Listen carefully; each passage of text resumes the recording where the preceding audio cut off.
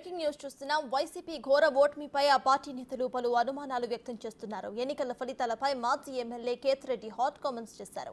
ఈవీఎంలు ట్యాంపరింగ్ జరిగాయంటూ కేతిరెడ్డి వెంకటరామిరెడ్డి సంచలన వ్యాఖ్యలు చేశారు.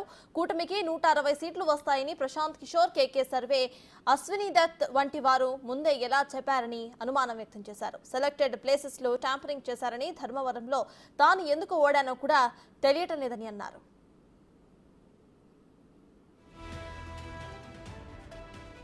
ఎందుకంటే దీని మీద ప్రత్యేకంగా వచ్చే డౌట్స్ ఎందుకు వస్తాయంటే, ప్రశాంత్ కిషోర్ అనే వ్యక్తి చెప్పడం జరిగింది 15 సీట్ల కంటే ఎక్కువ రావు, జగన్ రెడ్డి ఎంబ్రాస్ అవుతాడని చెప్పేసి. ప్యారలల్గా అశ్విని దత్ అదే విషయాన్ని 160 అని చెప్పడం జరిగింది. కేకే సర్వే అనే సర్వే రిపోర్టు 161 అని చెప్పడం జరిగింది. అచ్చెన్నాయుడు 160 అని చెప్పడం జరిగింది. ఆల్ దీస్ సినారియోస్ బాగా మీరు అబ్జర్వ్ చేస్తే ఎంతోమంది సెఫాలజిస్టులు, నాట్ ఓన్లీ ఆరామ్ అస్తాన్, చాలా మంది చేసిన సెఫాలజిస్టులు ప్రజలు ఎక్కడే కానీ బయటపడలేరు.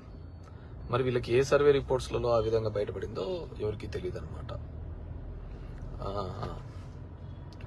సో మరి ఎక్కడ వాళ్లకు ఆ విధంగా బయటపడి 160 వస్తుందని నెంబర్ చెప్పడము, పవన్ కళ్యాణ్ 21కి 21 హిట్ చేయడం, the majorities, if you look in to the majorities చూస్తే అసలు వాళ్ళు కూడా అన్నీ ఎక్స్పెక్ట్ చేసింటారో లేదో ఆ విధంగా మెజారిటీస్ రావడం జరిగింది.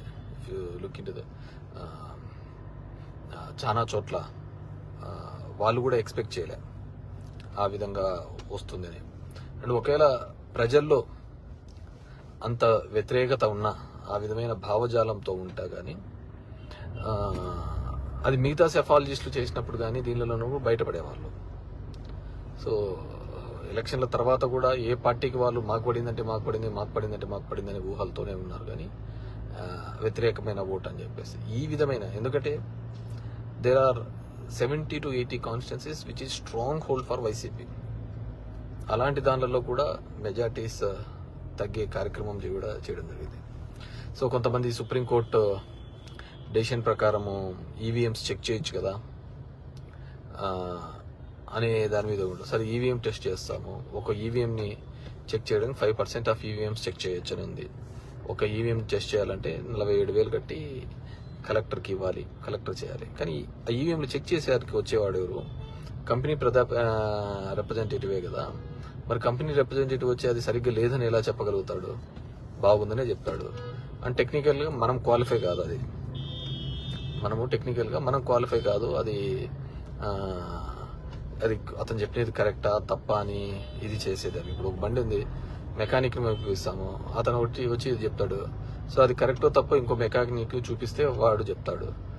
వెరాజ్ ఈవీఎంస్కి సంబంధించి టెక్నికల్గా వాళ్ళ మనిషి వచ్చి చెప్తాడు కాబట్టి లేదు అంత బాగుంది అంటాడు. మనం ఏం చేసేకైతుంది? సో సెలెక్టెడ్ ప్లేసెస్గా ట్యాంపరింగ్ కానీ లేకుంటే మ్యానిపులేషన్స్ జరిగిందనేది ప్రతి ఒక్కరూ కూడా బిలీవ్ చేస్తున్నారు ఈరోజు ఆంధ్రప్రదేశ్ రాష్ట్రం.